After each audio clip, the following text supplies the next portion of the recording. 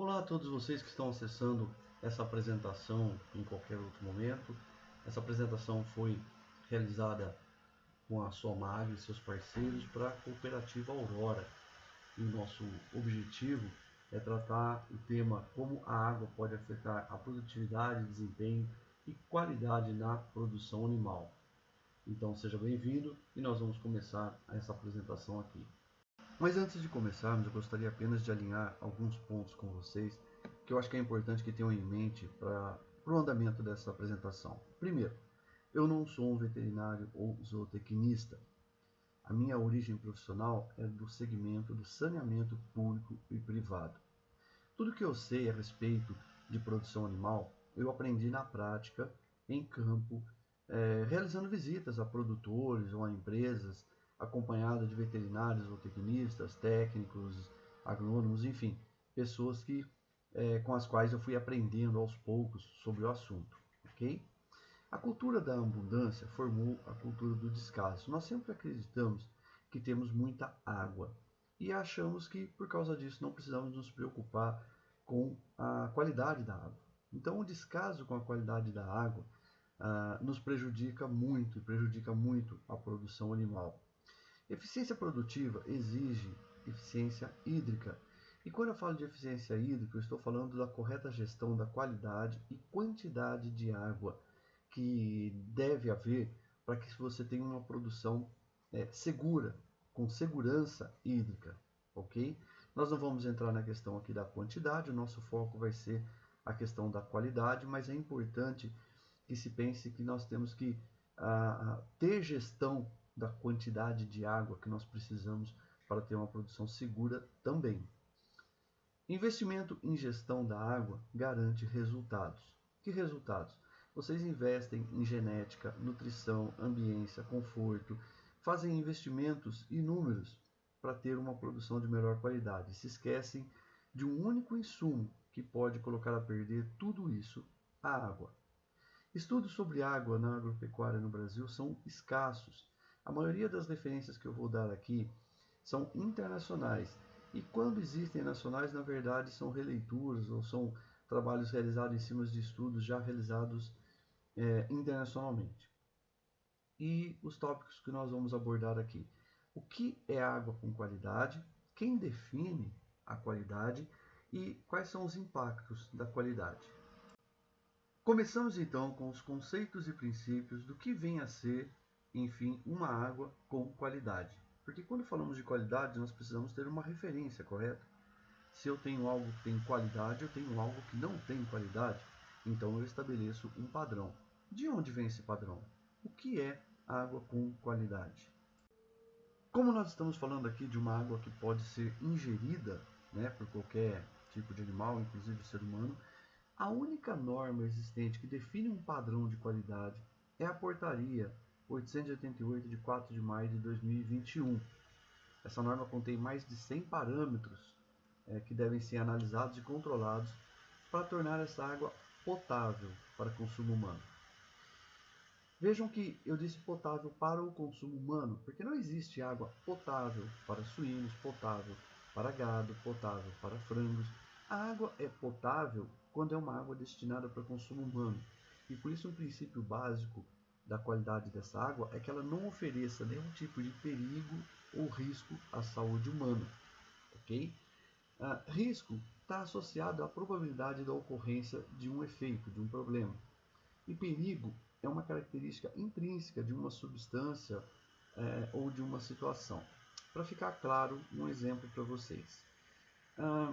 O risco é eu fazer uma análise dessa água e descobrir que essa água está contaminada com Escherichia coli, que é um coliforme específico do intestino de seres humanos e de animais. Ok? Um perigo é eu distribuir essa água, tá? Correndo o risco de que, junto com essa Escherichia coli, eu tenha inúmeros outros contaminantes. Todas as outras doenças que possam ser transmitidas por fezes humano ou de animal também podem estar presentes nessa água. Por isso, quando a norma diz que Escherichia coli deve estar ausente na água para consumo humano, não é nem uma para cada 100 ml, duas para cada 100 ml, não. Em cada 100 ml analisado tem que ser ausente, não pode ter nada. É um padrão extremamente rigoroso, porque eles não querem correr o risco de que essa água também contenha outros micro-organismos, bactérias, protozoários, vírus, ovos de hominídeos, que sejam prejudiciais à saúde humana. Então, esse é o padrão máximo de qualidade de água que existe. A água potável destinada ao consumo humano. E essa portaria 888, ela é tão rigorosa que a cada 5 anos ela deve ser revisada. E como vocês podem ver, a última é de 2021. Ou seja, em 2026, provavelmente nós teremos outra norma. Tá ok? Pegando esse conceito de risco e perigo, vamos definir então que uma água de qualidade para uso na produção animal e atividades de limpeza e higienização é aquela que não oferece nenhum risco ou perigo à saúde animal, ao desempenho, produção, produtividade e à qualidade final do produto. Então, baseado nesse conceito, nós vamos trabalhar a questão da qualidade da água na produção animal para cada espécie. Agora, e aí na produção animal, né? Quem define o que é qualidade de água, né? O qual deve ser a qualidade destinada à dessedentação dos animais ou a de uso nos processos de higiene e limpeza. Então, né, tomando aquele conceito de que essa água não pode oferecer nenhum tipo de risco ou perigo, eu vou conversar com vocês aqui sobre o que eu já encontrei sobre isso.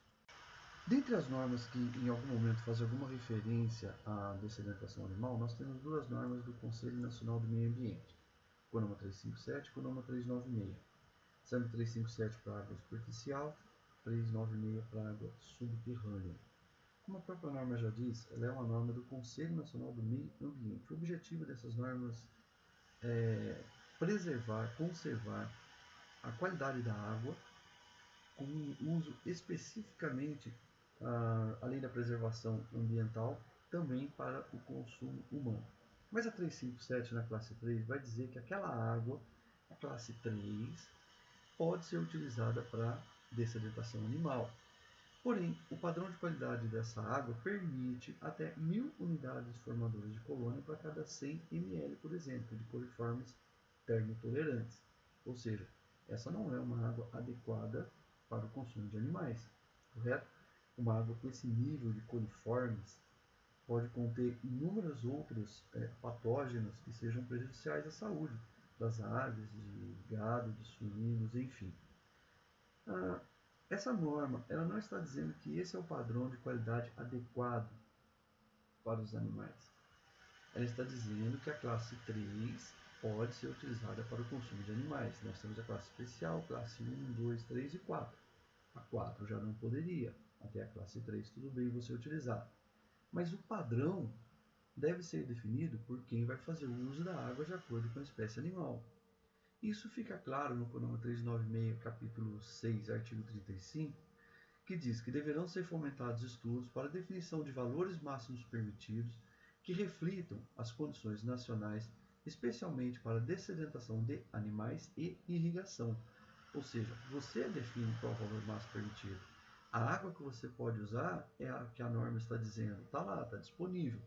Mas qual é o grau de contaminação dessa água cabe ao responsável por aquela produção, ou responsável por aquele setor, por aquele segmento, definir o padrão adequado. Nessa linha, por exemplo, nós temos a Instrução Normativa 56 de 2007, específica para a avicultura, que diz que a água utilizada no consumo de aves e nos sistemas de nebulização deve conter cloro, certo? Deve ser realizada uma desinfecção com cloro, obtendo uma concentração residual mínima de 3 ppm ou 3 mg por litro. Ah, mas eu não uso cloro, meu produto é orgânico, sei lá, eu uso qualquer outro tipo aí de desinfetante. Bom, eles dizem então que você deve realizar outro tratamento com eficácia cientificamente comprovada para inativação dos agentes patogênicos de controle de acordo com o Plano Nacional de Saúde Aviária e realizar análise microbiológica da água, ok? Veja bem, se você não usa o cloro e não mantém o residual de 3 mg por litro lá na ponta da rede, lá no bico de frango, então você vai utilizar outra técnica e vai comprovar isso através de análise microbiológica. Por que ele está dizendo isso?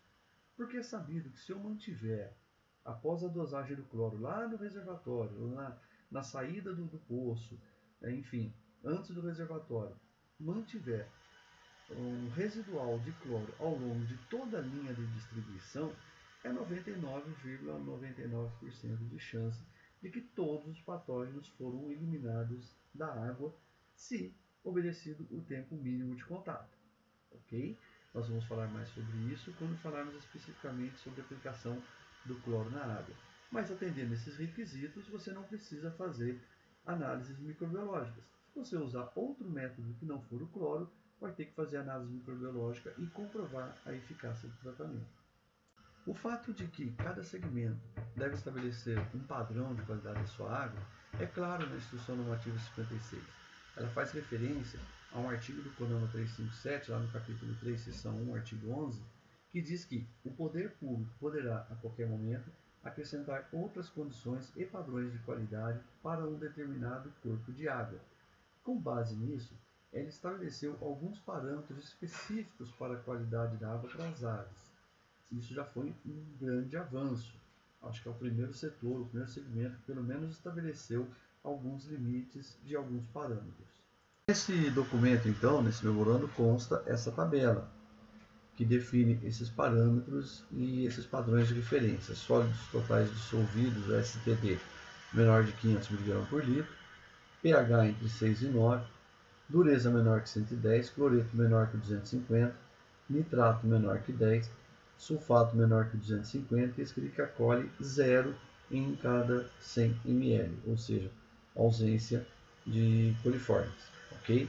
Agora, o que aconteceria se esses parâmetros estivessem fora desses limites? Tá? A norma não fala sobre isso, e nós vamos ver um pouco disso em alguns estudos internacionais que eu trouxe para vocês. No segmento de produção de leite, as instruções normativas 76 e 77 são as que fazem o controle, né? Enfim, definem como deve ser a prática dentro dessa produção. Baseado nessas normas, foi lançado o Plano de Qualificação de Fornecedor do Leite.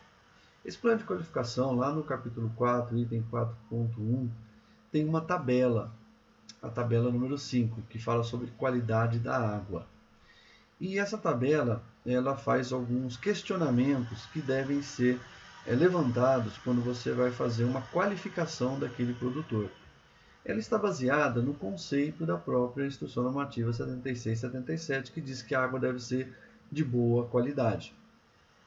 É uma expressão vaga o que é boa qualidade, certo?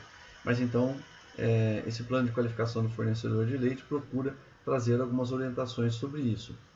E ele faz questionamentos como o item 5.1, as fontes de captação de água são devidamente isoladas? 5.2, os reservatórios de água são periodicamente higienizados? 5.3, há registro da higienização dos reservatórios de água? 5.4, a qualidade, a água utilizada na limpeza do equipamento é potável? 5.5, são realizadas análises para avaliação da qualidade da água? E, por fim, existe algum tratamento de água? São todas questões que devem ser feitas quando vai se fazer essa qualificação. Eu só chamo atenção para o potável. O conceito de água potável a gente já discutiu, já falamos lá atrás, já mencionamos. Ele não abrange apenas fazer uma desinfecção da água. Como eu disse, são mais de 100 parâmetros para dizer que aquela água é potável. Essa água tem que ser minimamente segura, não oferecer nenhum tipo de risco ou perigo para o produto final, que nesse caso é leite, e também para a saúde animal, obviamente, que queremos animais saudáveis e produzindo mais. Mais à frente, o plano de qualificação do fornecedor de leite traz o quadro 1 com uma série de orientações a respeito de como deve ser feito o correto manejo da água na produção de leite. E eu queria só enfatizar ali o primeiro item, enfatizar a realização de análise de água semestral ou anual, coletando a amostra em 3 pontos da propriedade: fonte, caixa e sala de ordenha. O item número 4 desse slide: analisar a qualidade da água e ter procedimento para melhoria, ou seja, ter alguma metodologia de tratamento caso a qualidade esteja inadequada. O quadro continua com orientações e veja só o primeiro item desses slides. Avaliar os resultados da qualidade da água e correlacioná-los com os parâmetros de qualidade do leite. Tem um trabalho que eu vou apresentar para vocês logo mais, muito interessante sobre isso. Olha o penúltimo item, verificar o teor de cloro e outros indicadores. E o último item, verificar a captação e limpeza da caixa. Todas essas orientações estão diretamente relacionadas àquela norma 888 de padrão de qualidade de água para consumo humano. Tá? Fazer análise, comparar resultados com o desempenho do animal, ou no caso com a saúde humana, realizar esses tratamentos conforme a necessidade, enfim, tudo isso está relacionado àquela norma. Ou seja, nós estamos estabelecendo aqui limites e padrões de qualidade da água para o uso na sala de ordenha.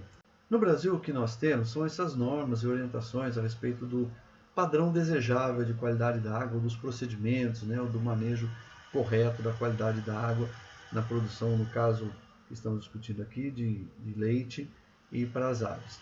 Nós não temos nenhuma pesquisa, nenhum estudo aprofundado de quais seriam os efeitos caso eu estivesse fora desses limites, o que poderia acarretar no desempenho, produção, produtividade, qualidade do produto final.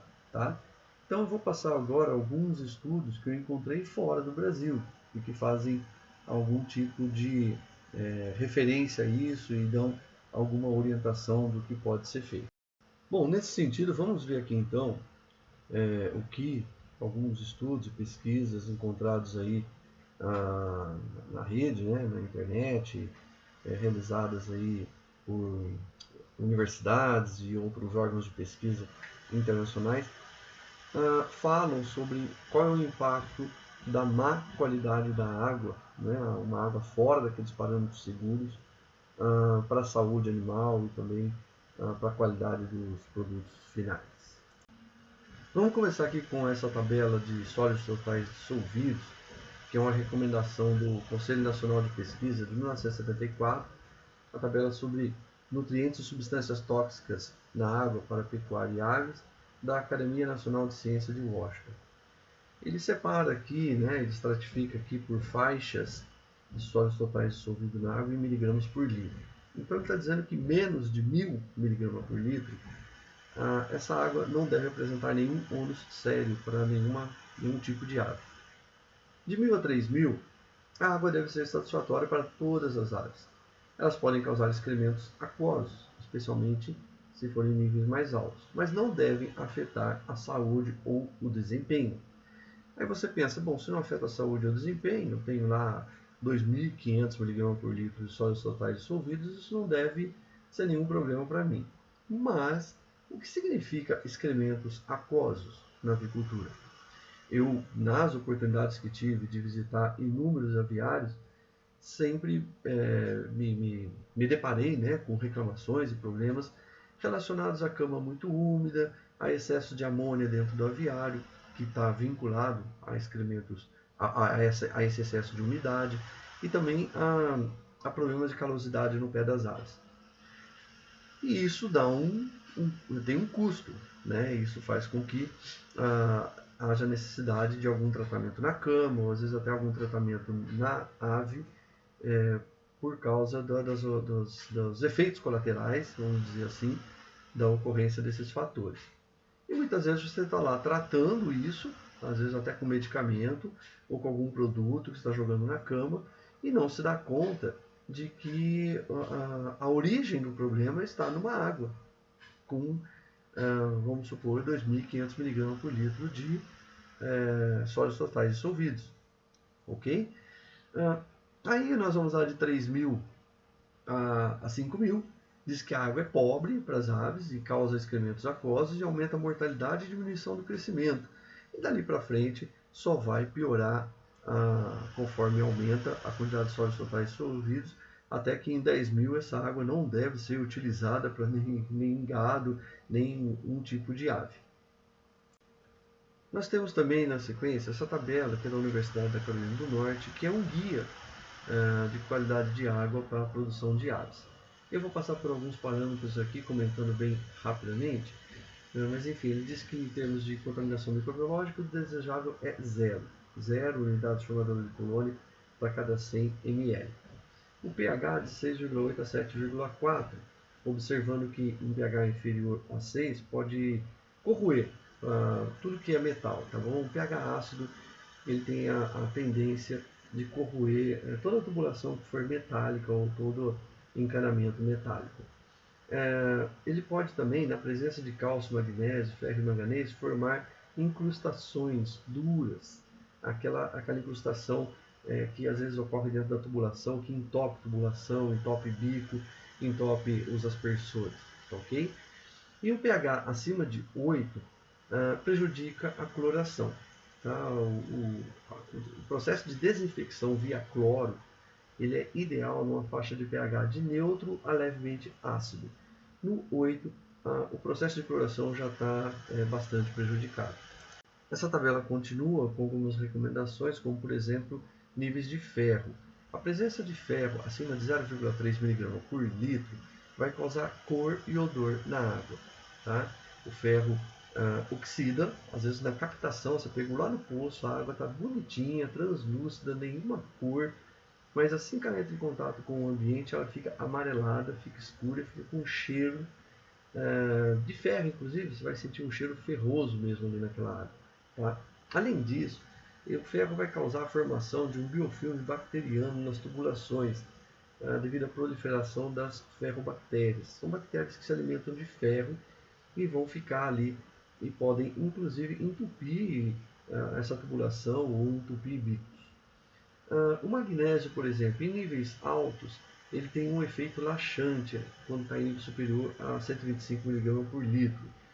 E em níveis superiores a 50 mg por litro pode afetar o desempenho se sulfato for alto. Quando os níveis combinados com cálcio e magnésio excedem a 100 mg por litro, vai ocorrer também incrustações, tá? Incrustações extremas que podem chegar a entupir uma tubulação. A questão do nitrato e do nitrito. O nitrito, pintos jovens são extremamente vulneráveis a 1 mg por litro. E nitrato, na verdade, ele vai se transformar em nitrito. O nitrato ele vai ser degradado e vai se transformar em nitrito. Então, há uma preocupação muito séria com os altos níveis de nitrato na água por causa da transformação dele em nitrito.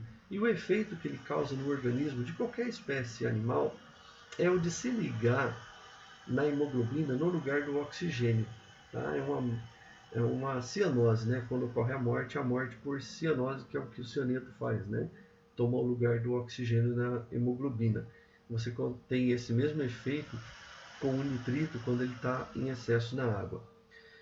Sulfato. Níveis altos de sulfato têm efeito laxante. Acima de 50 mg por litro pode afetar o desempenho se os níveis de magnésio e cloreto forem mais altos.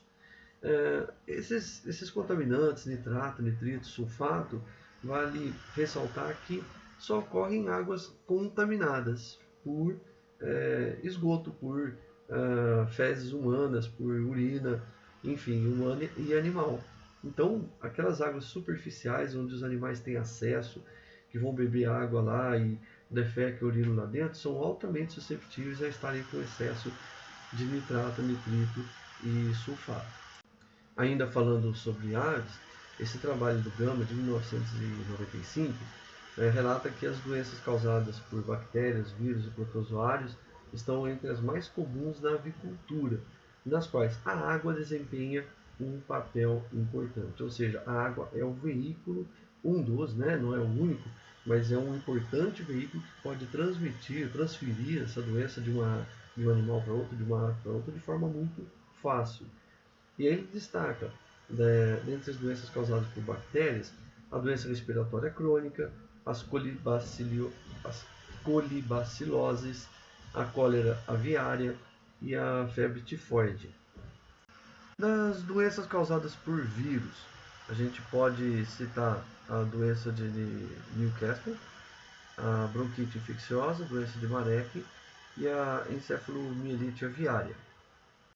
E finalmente das doenças causadas por protozoários, a estomoníase e a coccidiose. Todas essas são doenças possíveis de serem veiculadas pela água, tá? Transmitidas pela água ou ter água como fonte de transmissão. No caso, então, da produção de leite, a redução da CBT ou da CPP, como alguns dizem, está diretamente relacionada à qualidade da água. Essa água, em algum momento do processo, pode contaminar o leite, e depois nós vamos conversar um pouco sobre como isso pode acontecer e como isso é grave. E também a mastite, a CCS ambiental, contagem de células somáticas. Já tem estudos, inclusive, mostrando que a melhora da qualidade da água reduziu os casos de CCS, ou melhor, os casos de mastite ambiental, né? Então reduziu a contagem de células somáticas. Mas como a água de má qualidade pode então impactar a qualidade do leite? Nos processos de higiene e limpeza, você faz o processo de higiene e limpeza utilizando lá os detergentes, o ácido alcalino clorado, mas você utiliza uma água de má qualidade no final, no enxágue desses equipamentos. No manejo de ordenha, na limpeza dos equipamentos de ordenha, muitas vezes na lavagem do próprio esteto da vaca, na limpeza do meio do ambiente ali, né? Na limpeza da sala de ordenha. Se você estiver usando uma água contaminada, você inclusive vai proliferar mais bactérias naquele ambiente. E essa água também pode impactar a saúde animal. A gente também vai falar sobre essa questão um pouco mais à frente. Um dado importante para vocês entenderem como que é fácil a água contribuir com a contaminação do leite. Uma bactéria na temperatura, uma bactéria geral, tá? Essas bactérias ambientais, os estafilococos e outras que podem ser facilmente encontradas no meio ambiente, em temperatura acima de 13 graus e na presença de nutriente, e o leite, vocês sabem melhor do que eu, é um excelente nutriente, dobra a população a cada 20 minutos. Ou seja, se eu tiver 10 bactérias, em 20 minutos eu tenho 20, mais 20 minutos eu tenho 40, mais 20 minutos eu tenho 80 e assim por diante, ok? Uma única gota de água contaminada pode conter até 1 milhão de bactérias. Eu estou falando de uma gota de água extremamente contaminada, tá? Mas vamos supor então que você tem uma água numa propriedade, ela não tem 1 milhão, mas ela tem 50 mil bactérias por gota, né, na contaminação dessa água. Pense que uma gota dessa, quando cair num litro de leite, enquanto ele estiver em temperatura superior a 13 graus, ela vai se duplicar a cada 20 minutos. Então, depois de 20 minutos, essas 50 mil virou 100 mil, mais 20 minutos virou 200 mil, mais 20 minutos virou 400 mil, e lá se foram 1 hora. Se em 1 hora esse leite ainda não estiver abaixo de 13 graus, ela continua se multiplicando. E nos 13 graus não quer dizer que ela parou de multiplicar, ela apenas diminuiu a velocidade de multiplicação. E aí o que você tem que pensar é, se eu encerrar esse período de abaixo de 13 graus, para conseguir chegar abaixo de 13 graus em 1 hora e eu tiver com 400 mil bactérias, quanto tempo ainda eu vou demorar para que esse leite chegue no laticínio? Porque se ela dobrar mais uma vez, ela vai de 400 mil para 800 mil. Ou seja, é um leite que praticamente já não vai ter muita utilidade. Ok? Então, a qualidade da água na sala de ordenho tem um impacto significativo na contagem total, na contagem bacteriana total do leite. Eu mencionei ainda a preocupação do impacto na saúde animal. Bom, impactar a saúde da vaca não vai impactar necessariamente a qualidade do leite no quesito microbiológico. Entretanto, um animal sadio produz mais, e eu acho que o nosso interesse é produzir mais e com melhor qualidade, certo? Então vamos lá, nós temos essa tabela da NRC, essa NRC, muitos de vocês devem conhecer, é citada na grande maioria dos estudos e trabalhos que inclusive falam a respeito de água, de nutrição. Ela traz essa tabela com alguns parâmetros que devem ser observados e que podem, de alguma forma, comprometer a saúde animal. Em relação ao pH, recomendável de 6,5 a 8,5, dizendo que abaixo de 6,5 pode causar acidose e acima de 8,5 pode causar alcalose. No quesito sólidos totais dissolvidos, veja que ele diz aqui que menor que 1000 é seguro. De 1000 a 3000, geralmente seguro, mas pode causar diarreia.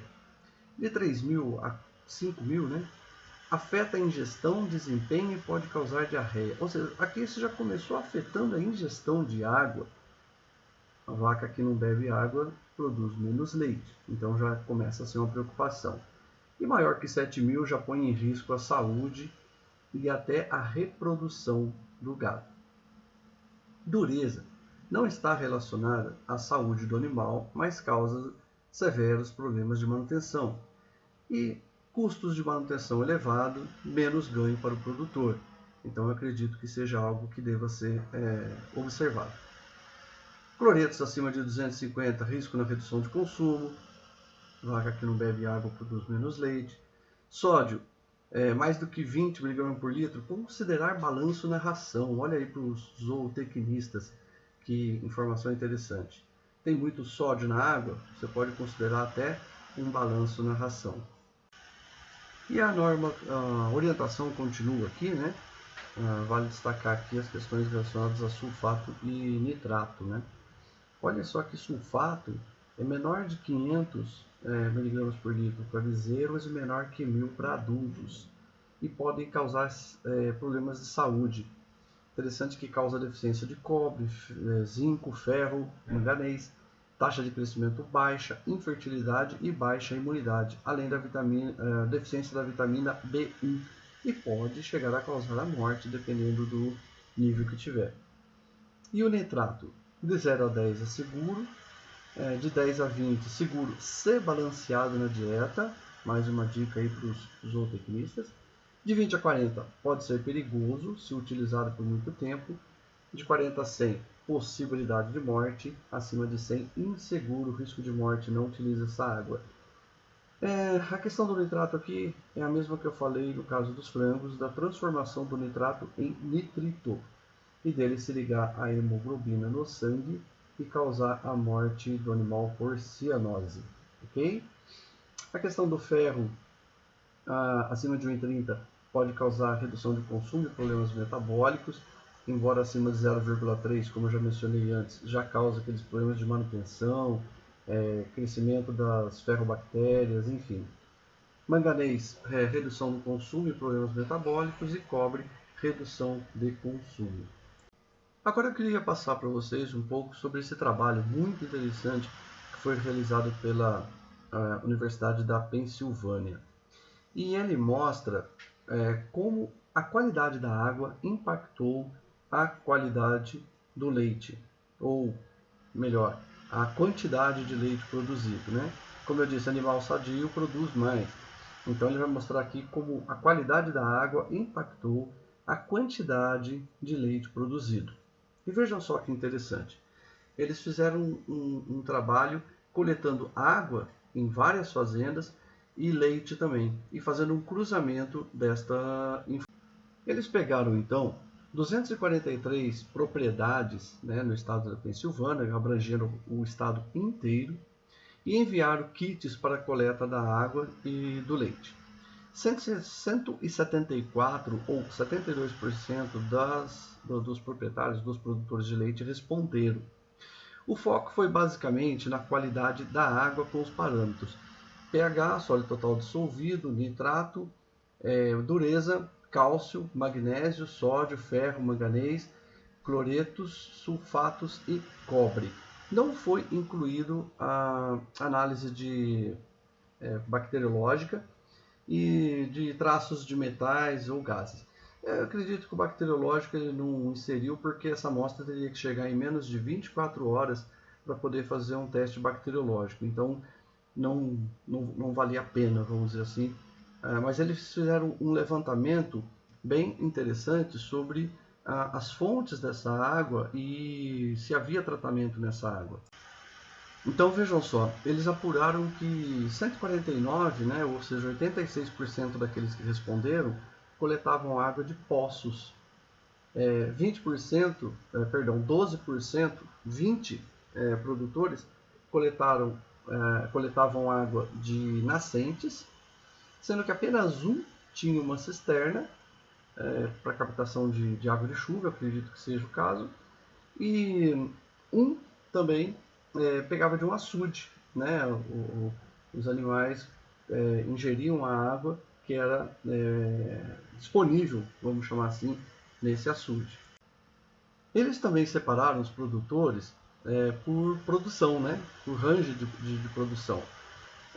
Então, quantos produtores produziam menos que 30 litros de leite? 5 aqui praticamente.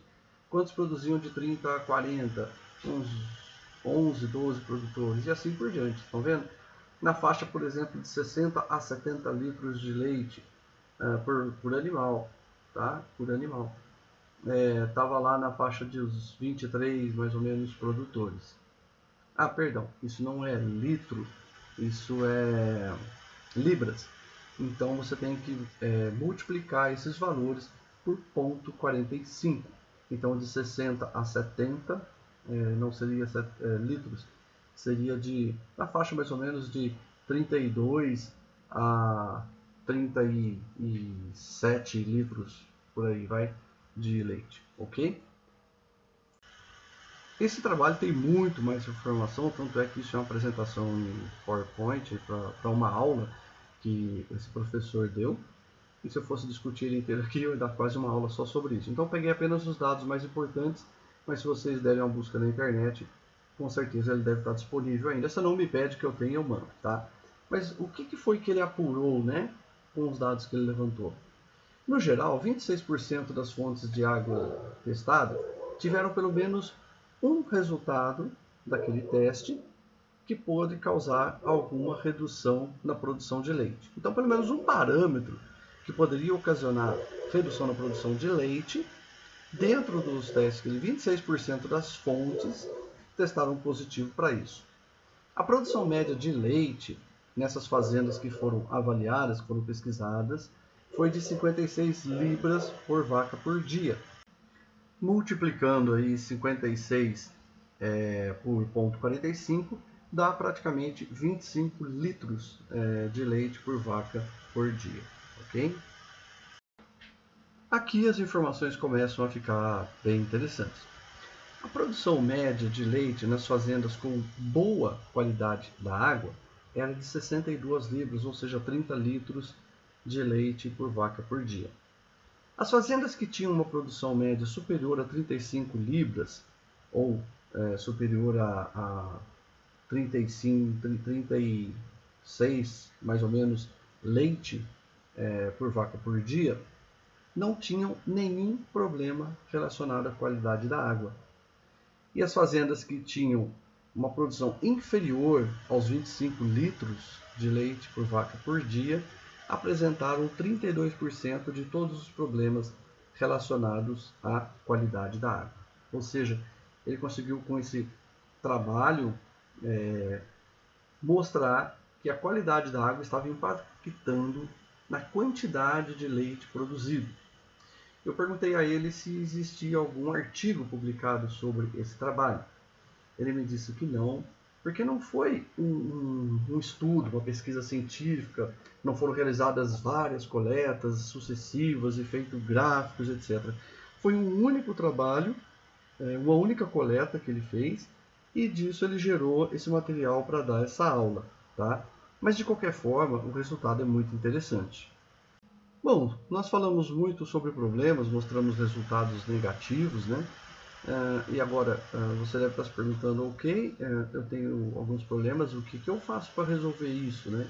Quais são as tecnologias disponíveis, como que eu posso atuar no sentido de minimizar os impactos negativos da qualidade da água, seja na qualidade do produto final, por caso do leite, ou seja na saúde animal, no caso das vacas e do frango, que acaba impactando também a qualidade final, né? Um frango que não fez a conversão desejada e chegou ao final da produção fora do peso, pode ter uma carcaça, né, que não tem o peso que você deseja e acaba também afetando a qualidade do seu produto final.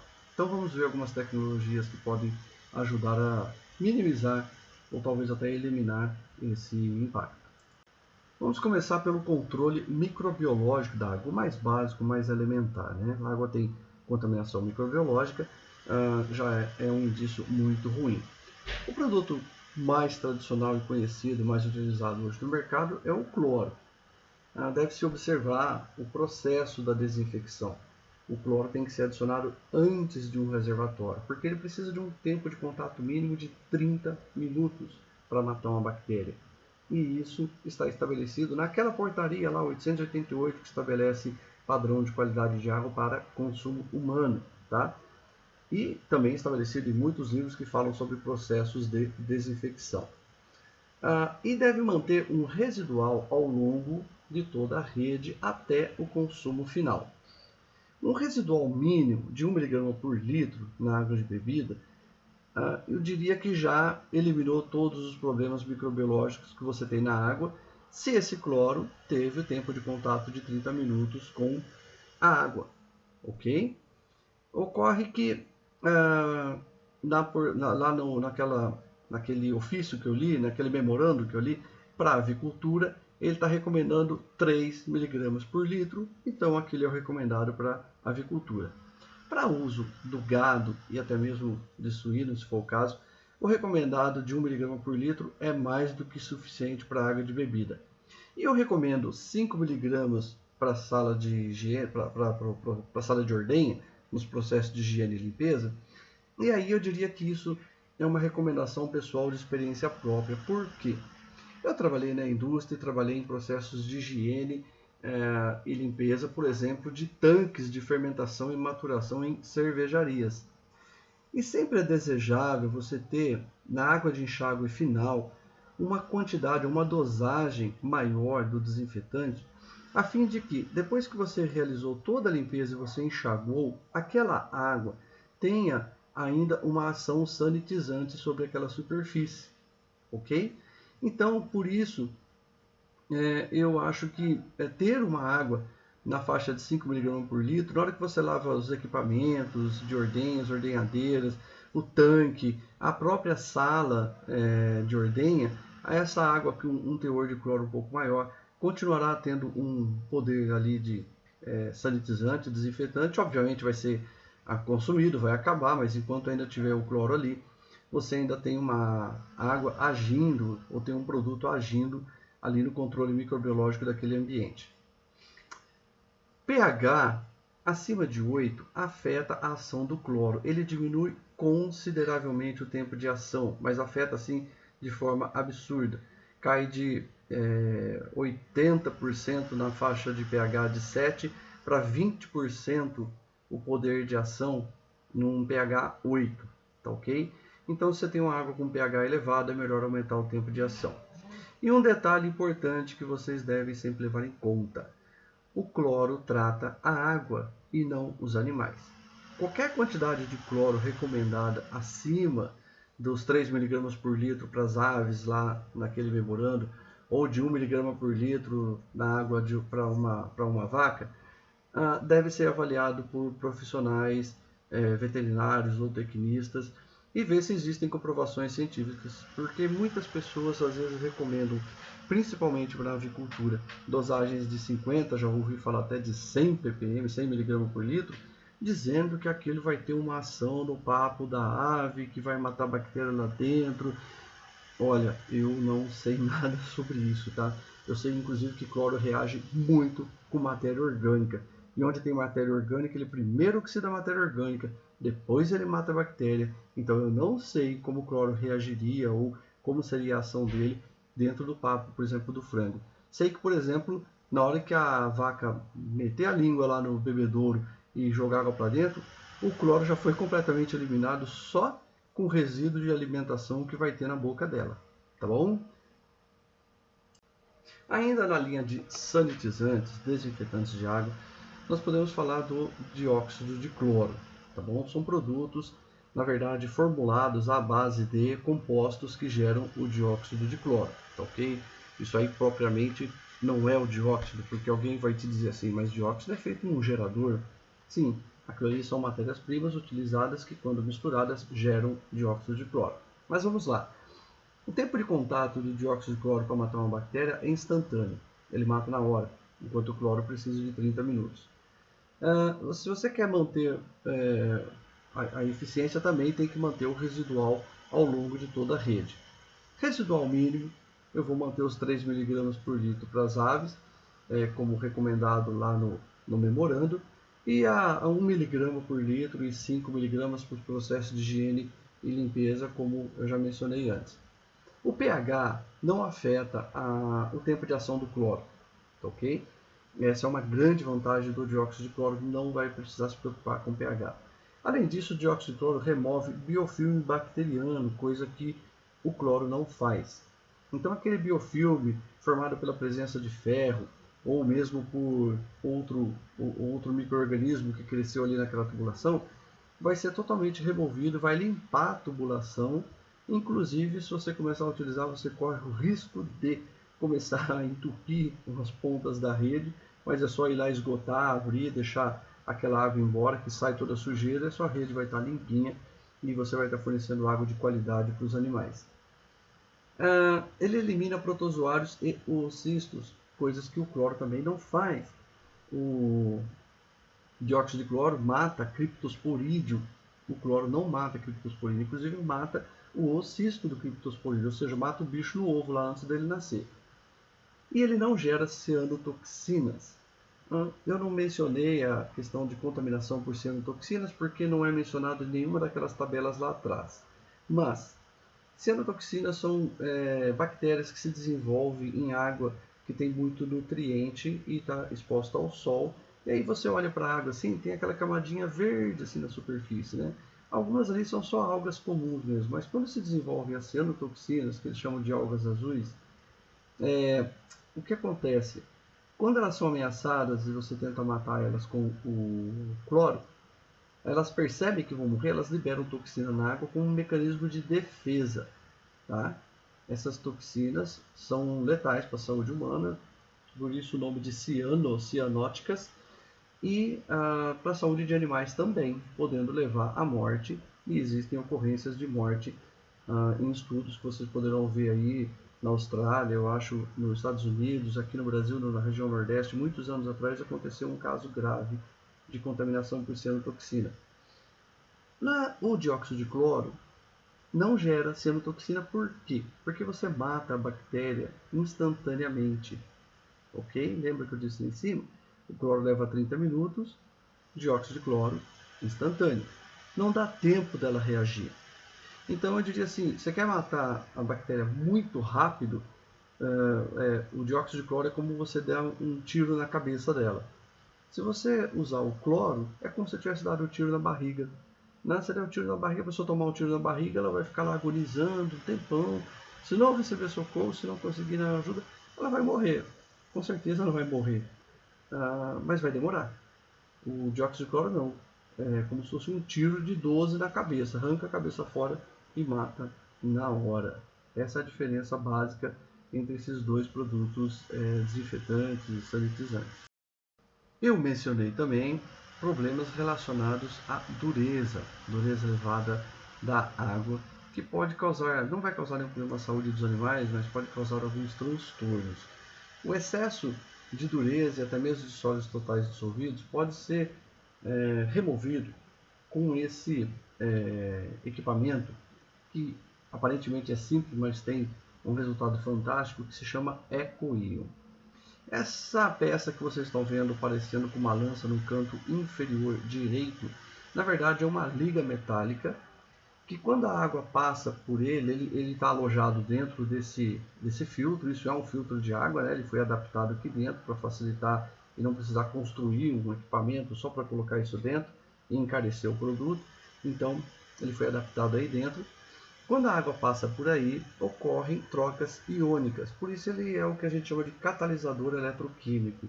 Essas trocas iônicas, essas trocas de íons, faz com que os sais presentes nessa água passem do estado solúvel para insolúvel. Esses sais então precipitam e ele consegue não apenas remover o sal que está dissolvido na água, mas também remover as incrustações já existentes, tá, na água. E ele evita corrosões, porque essas incrustações na tubulação, seja de aço carbono, seja de inox, seja de que material, seja de cobre, ela vai corroer essa tubulação. Então o EcoIon tem essa propriedade.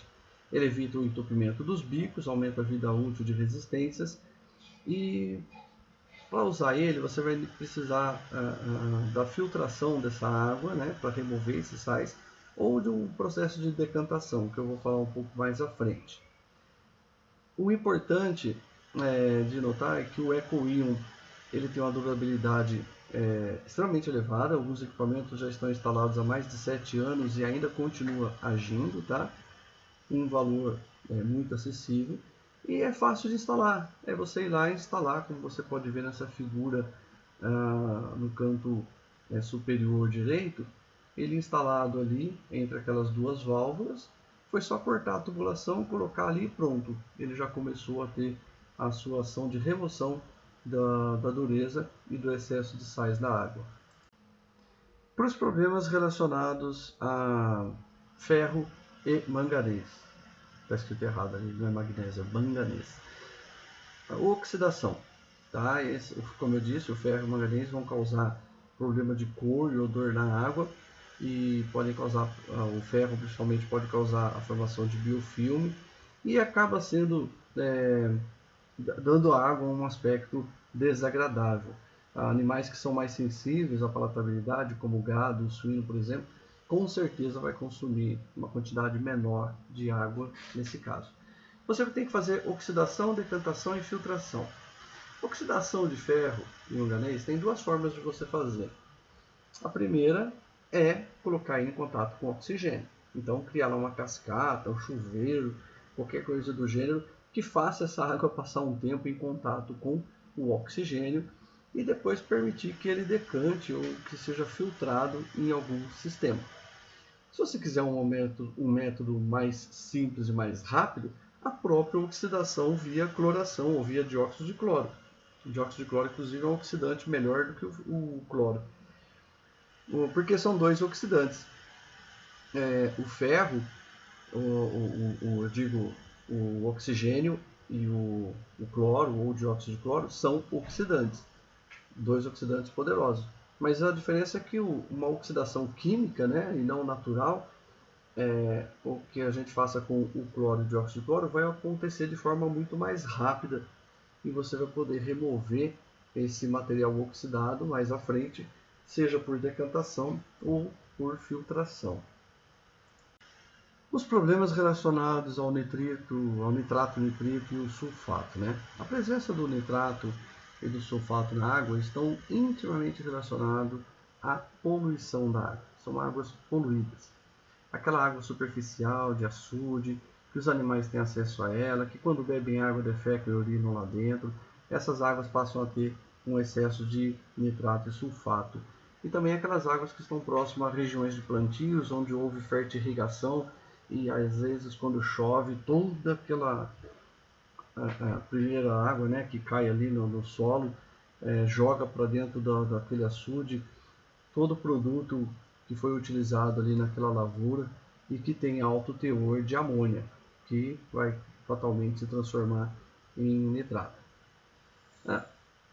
A forma de você lidar com isso é eliminar a fonte de poluição para preservar a qualidade da sua água. Se você não conseguir fazer isso, você vai ter que trocar a fonte de água. João, estou com excesso de nitrato e sulfato. Tem tratamento para isso? A sulfato até tem, mas nitrato também tem. Os dois têm tratamento. Tudo tem tratamento e também tem um preço. O custo do tratamento para remoção de nitrato da água é absurdo. Você vai usar tecnologias extremamente avançadas, como osmose reversa ou filtros de troca iônica, que não é aquele EcoIon, tá? O EcoIon não faz isso. É um material que na verdade vai fazer a absorção do nitrato e ele vai sobrecarregar num dado momento. Você vai ter que descartar aquilo, que vai ser um passivo ambiental para você, ter lá um material daquele sobrecarregado de nitrato, você vai ter que ter um destino correto para aquilo, e sem dizer que você vai ter que trocar, né, esse elemento aí desse filtro, que não custa barato. Então, não é viável na produção animal utilizar essas tecnologias, tá ok? O ideal mesmo é você, se puder, preservar a sua fonte de água e evitar essa contaminação, beleza? Não pode, vá procurar outra fonte de água, perfura um poço, vê se tem nascente, enfim, vai ter que resolver esse problema de uma outra forma. Filtração, eu falei bastante de filtração aqui, né? Quando falei do EcoIl, quando falei da remoção de ferro e manganês. O que, quais as formas de filtros que você tem hoje disponível no mercado que poderiam ser utilizados na produção animal? Filtros naturais. Alguns já devem ter ouvido falar, são aqueles filtros que você constrói lá uma caixa, põe elementos filtrantes, inclusive você pode até usar elementos filtrantes que tiver na sua região lá, um tipo de pedra, areia, enfim, em tamanhos diferentes, com gramaturas diferentes e tal. Aí você monta aquela caixa lá, joga água lá dentro, ela vai fazer uma filtração natural, vai imitar o que a natureza faz, né? Legal, isso daí eu gostei, não vou gastar dinheiro com isso. Bom, ele dá trabalho. Você vai ter que dimensionar esse filtro para a vazão que você precisa de água. Vamos dizer que você precisa de 5.000 litros por hora, você vai ter que dimensionar para 5.000 litros por hora. E talvez ele não seja, dependendo do elemento filtrante que você tem, ele seja um filtro que vai ocupar uma área grande, de repente ocupa uma área lá de 50 por 50 na propriedade. Mas eu tenho muita área na propriedade, dá para fazer isso. Ok. Aí você vai ter que fazer um filtro que te dê o dobro da vazão, no mínimo, porque uma hora ele vai diminuir a vazão. Então ele não é mais de 5, ele é de 10. Então já não é mais 50 por 50, é 100 por 100.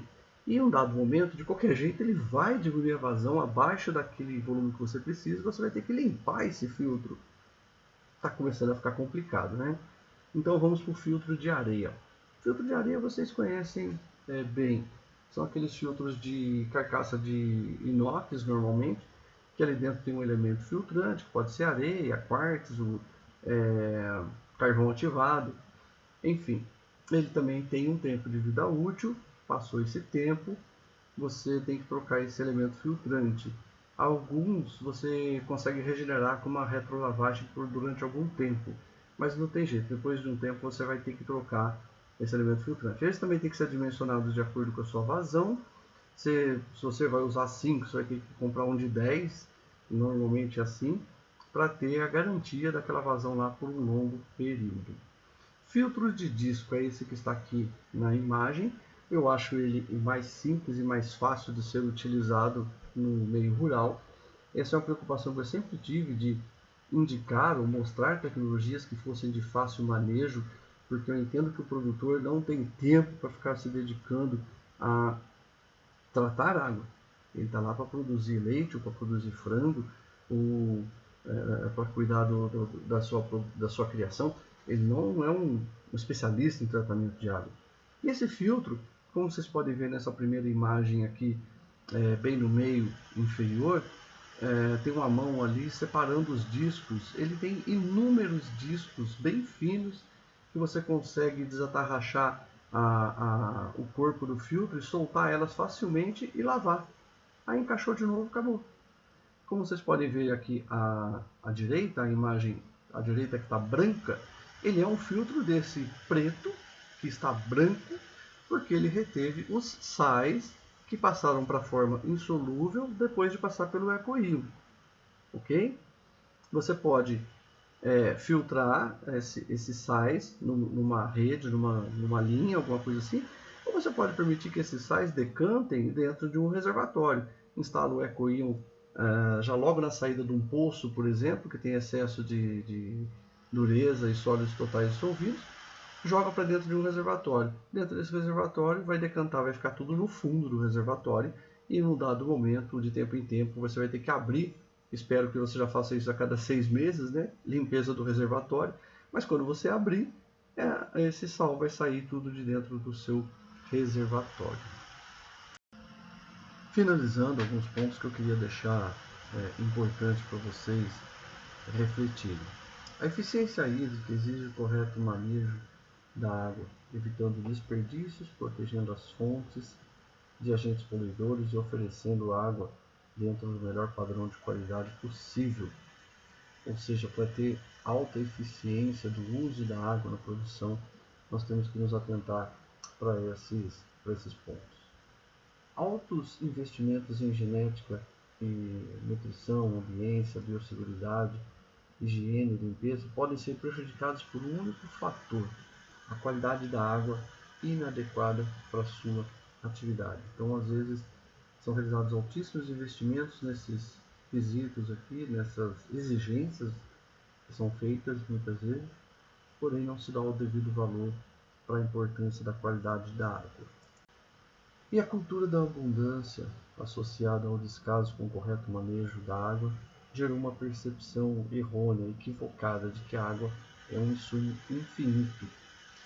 E na verdade nós podemos ter sérios problemas de falta de água, não somente na quantidade, mas na qualidade da água. Você às vezes pode ter ali água em abundância, mas essa água não estar adequada para o seu uso. As crescentes exigências para atender às demandas futuras por alimentos coloca a produção animal do Brasil num cenário complicado. Produzir mais sem aumentar o consumo de recursos naturais. Isso exige eficiência produtiva em todos os aspectos, né?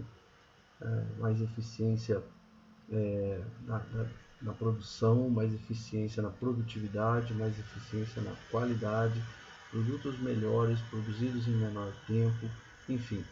E nesse ponto, a água pode ser seu aliado ou seu inimigo. Eu gostaria de deixar para vocês um desafio, um estudo, um levantamento semelhante àquele que foi feito lá pela Universidade da Pensilvânia.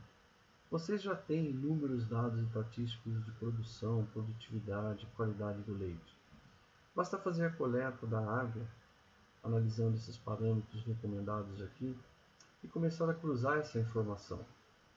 Comecem a perceber que os produtores que têm água de fontes mais seguras, como por exemplo poços artesianos, têm menos problema de qualidade com a água e consequentemente terão maior produção de leite e leite de melhor qualidade. Não é difícil para quem já tem tantas informações na mão apenas fazer uma análise da água e avaliar esses dados. E eu posso contribuir, posso ajudar, fico à disposição para estar atuando junto com vocês nesse trabalho, se necessário.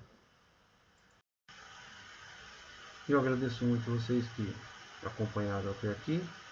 Eu deixo aí meus dados para contato, endereços aí nas redes sociais onde vocês vão poder encontrar material. Tem bastante vídeo ainda no YouTube que vocês podem estar assistindo, orientando sobre cloração, sobre outros aspectos de qualidade da água, e também a minha página no LinkedIn. Qualquer coisa também manda um WhatsApp aí, que eu, assim que possível, procuro atender e responder a todos que me contatam. Ok? Obrigado a todos.